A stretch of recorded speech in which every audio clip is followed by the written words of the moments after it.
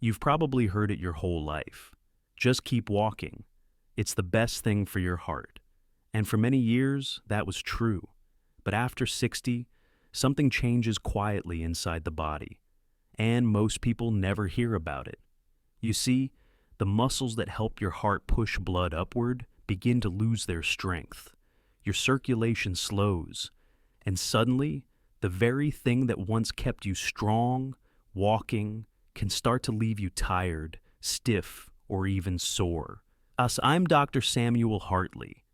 I've spent over 25 years studying cardiovascular aging, and I've seen this pattern in thousands of patients. They come in frustrated. They've done everything right. They eat well, take their walks, follow the advice, and yet their legs feel heavier, their energy lower, their recovery slower. The truth is, your heart depends on more than steps. It depends on how your muscles move blood back up, from your calves, your thighs, even your hands, like a network of tiny pumps that keep circulation alive. When those pumps weaken, walking alone may not be enough to protect the heart. But here's the hopeful part. You can wake those pumps back up. You don't need a treadmill, you don't need weights, and you don't need to push through pain. In fact, the 5 movements I'm about to show you are gentle, joint-friendly, and backed by medical research. Each one may help strengthen your circulation, lower blood pressure, and restore energy, safely, right from your own home. If walking leaves you more drained than energized, stay with me, because what I'm about to share could change how your heart feels, starting tomorrow morning. Most people assume that if they're walking, their heart is getting all the help it needs. But after 60, your body doesn't respond to walking the same way it did at 40. Let me explain why. Inside your legs are powerful muscles that act as natural pumps. Each time you take a step, those muscles squeeze your veins and push blood back up toward your heart. It's a beautifully efficient system, until age slowly changes the equation. After 60, 2 things happen at once. First, the calf and thigh muscles lose about 1% of their strength each year, a process known as sarcopenia. Second, your blood vessels become slightly stiffer, meaning your heart has to push harder to move the same amount of blood. When you put those 2 changes together, something surprising happens. Walking can start to feel like work. Not because your heart is weak, but because your circulation isn't keeping up. In one study from the European Journal of Preventive Cardiology, researchers found that older adults who relied only on walking had higher signs of venous pooling. That's when blood collects in the lower legs, compared to those who added simple resistance or seated movements. Why?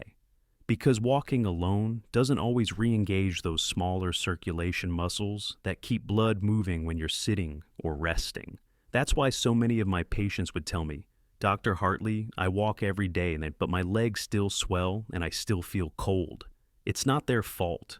It's simply that the body now needs a different kind of rhythm, one that reawakens those forgotten muscle pumps without stressing the joints. And that's what the next 5 exercises do. They don't replace walking, they complete it. They fill in the missing rhythm your heart's been asking for, gently, safely, and effectively. 1. Seated foot pumps. Your calf heart. If you're sitting right now, your most powerful heart-supporting muscles are quietly asleep, your calves. Most people think circulation comes from the heart alone, but every time your calf contracts, it acts like a second heart, pushing blood back upward against gravity. After 60, those muscles lose tone, and the blood that should be moving homeward lingers. That's when you see swollen ankles, cold feet, or that heavy dragging fatigue after sitting too long. Here's the fix, and it takes less than a minute. Sit tall, feet flat, lift your heels while keeping your toes down, pause, then lift your toes while lowering your heels. That rocking motion is your personal circulation pump. In 2022, researchers in the Journal of Vascular Health found that older adults who did this every hour improved venous return by nearly 45%, and reduce swelling in less than 2 weeks. Harold, 78, from Ohio, started doing these during commercials. He told me, "It's like I can feel my blood waking up." It's such a small act, but one that reminds your heart you're not alone in the work. 2. Wall push-ups. Teaching the heart to breathe again. Your heart isn't just a pump, it's also a partner to your lungs. Every deep, controlled push from your chest muscles expands the rib cage, stretches the intercostals, and tells your vagus nerve, the one that controls your heart rate, to calm and regulate your heartbeat. That's why wall push-ups are so powerful. Stand about 2 feet from a wall, palms flat at shoulder height. Bend your elbows, bring your chest slowly toward the wall. Inhale. Push back as you exhale. Repeat 10 times, slow and steady. In one European Heart Journal study, seniors who practiced upper body resistance work saw better blood pressure control and lung efficiency than those who only walked. When you do this, your breath becomes your rhythm. Your body synchronizes, oxygen delivery improves, blood flow steadies, and your nervous system settles into balance. Ellen, 82, from Boise, once told me, "It feels like I'm teaching my heart how to breathe again." And she was right. Strength isn't just in your muscles, it's in the space you create for your body to feel safe enough to expand. 3. Seated leg lifts. Defying gravity, restoring control. Gravity never rests. The longer we sit, the more blood it pulls downward, away from our heart and brain. But you can fight back, one lift at a time. Sit up straight, feet shoulder width apart. Lift one foot just a few inches, hold for 3 seconds, lower slowly, then switch. This motion reactivates the largest muscles in your body, your thighs and glutes, 2 of your strongest allies against circulatory decline. When they contract, they send blood surging upward, relieving your heart of the strain it carries every minute of the day. In 2020, the American Journal of Geriatric Cardiology found that just 5 minutes of seated leg lifts daily improved vascular tone and lowered resting heart rate by 12% after a month. More importantly, it triggered a rise in dopamine, the motivation molecule, helping seniors feel more alert and confident. Walter, 79, started doing them between his favorite TV shows. He said, "I stopped feeling stuck. I started feeling in charge again." That's not just exercise, that's autonomy returning. Every lift whispers to your brain, "I'm still here, and I still have power." 4. Hand grip squeezes. The hidden heart in your hands. Few realize that your hands and your heart share a direct conversation through your nervous system. Every time you squeeze your fist, tiny receptors send a signal up your arm, releasing nitric oxide, the molecule that tells blood vessels to open. That's why grip strength is such a strong predictor of longevity. It reflects both vascular flexibility and nervous system vitality. You don't need fancy gear. A tennis ball, a soft stress ball, even a rolled towel will do. Hold it gently. Squeeze for 5 seconds, then release for 5. Do this 5 times per hand, once or twice a day. In a 2022 Canadian Journal of Cardiology study, older adults practicing this saw their systolic blood pressure drop by an average of 10% in 6 weeks. No strain, no sweating, just rhythm and breath. Ruth, 80, keeps a yellow ball beside her chair. She calls it "my little heartbeat." She squeezes it while reading, or during phone calls with her grandchildren. Each squeeze, she told me, feels like I'm sending my heart a hug. And medically speaking, she is. 5. Seated straight leg. Holds. Stillness that strengthens. Not all power comes from motion. Some comes from stillness, held, steady, deliberate. Sit upright in a sturdy chair, hands resting beside you. Lift one leg straight, hold for 5 seconds, lower slowly, switch sides. Repeat 10 times. This move strengthens the hip flexors, stabilizes your pelvis, and increases circulation to the lower body without joint strain.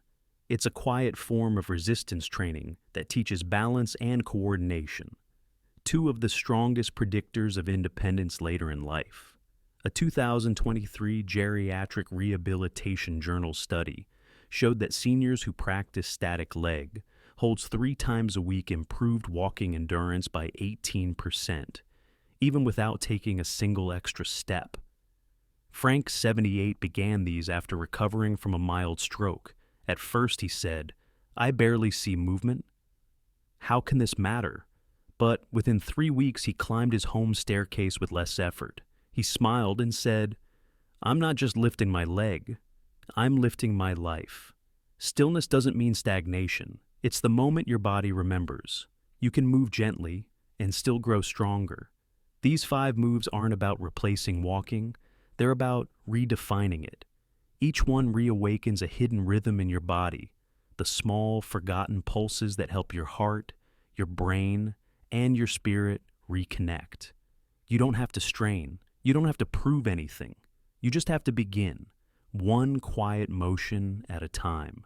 Now that you know the 5 movements, let's talk about how to weave them into your day, safely, effectively, and in a way that becomes second nature. Because real progress after 60 doesn't come from intensity, it comes from rhythm. Think of your day as a heartbeat, waves of activity followed by rest. These exercises fit naturally into those rhythms. You don't need to set aside an hour or change into workout clothes. You just need a few mindful minutes scattered throughout your day. Start with the seated foot pumps every hour you're sitting.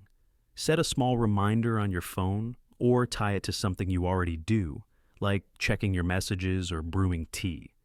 20 slow pumps. That's it. If you notice warmth return to your feet or less swelling by evening, that's your heart thanking you. Next, wall push-ups. Try doing 5 each time you pass through the kitchen or hallway. They strengthen the chest, but they also retrain your breathing. So exhale when you push away from the wall. That rhythm gently tells your nervous system, you're safe, you can relax. During TV time or phone calls, add in seated leg lifts. They're perfect during commercial breaks or conversations. Lift, hold, lower. Just a few inches makes a world of difference. The goal isn't height, it's consistency. Then there's your grip squeeze. Keep a small ball near your favorite chair or beside your bed. 3 squeezes when you sit down, 3 before you stand. You'll notice more energy through your arms and shoulders. That's improved vascular tone in action. Finally, the straight leg holds. I like to pair these with gratitude. 1 hold for every blessing you can think of that day. It's a gentle ritual that strengthens both body and spirit. And if at any point you feel dizzy, short of breath, or lightheaded, pause, breathe, hydrate. Speak with your doctor. Your safety is the foundation of your progress. Small moves done often beat big efforts done rarely. Think of this as a partnership with your heart, a quiet agreement to keep each other going. I want to leave you with something simple, something I've learned from more than 2 decades of working with aging hearts. Healing doesn't always start in the gym. Sometimes it begins in a kitchen chair, a quiet moment, a single breath where you choose not to give up. Every lift, every squeeze, every gentle push you've learned today tells your body the same message. I'm still in this. You're not waiting for youth to return. You're inviting your heart to participate again. And that participation, that willingness to move, is what keeps independence alive. Remember this, your body has not forgotten how to heal. It's been waiting for small invitations like these. 5 simple movements, done consistently, may support blood flow, energy, and emotional strength far beyond what most people imagine possible at this stage of life. I've seen it countless times, in Harold, whose swelling faded, in Ellen, whose breath deepened, in Walter, who regained confidence, in Ruth, who found calm in her grip, in Frank, who reclaimed his stairs and his dignity. Their stories remind us, Motion is medicine, and it's never too late to begin. So, here's your invitation. Pick just one of these exercises today. Maybe it's a foot pump while you read, or a wall push-up before bed. Try it once, then again tomorrow. You don't have to change everything, just something. Because the smallest movement can restart the biggest system in your body, hope. If this message resonated with you, I invite you to share it. Someone you love, a spouse, a friend, a neighbor, might need the same reminder you just heard. And if you found this helpful, consider subscribing. Every week, I'll bring you new, evidence-based ways to strengthen your heart, your mobility, and your independence, all grounded in compassion and science. Take care of your heart. It's been taking care of you for a long time. Now, it's time to return the favor. One calm breath, one quiet motion at a time. Because in the end, it's not about how far you walk. It's about how deeply you live.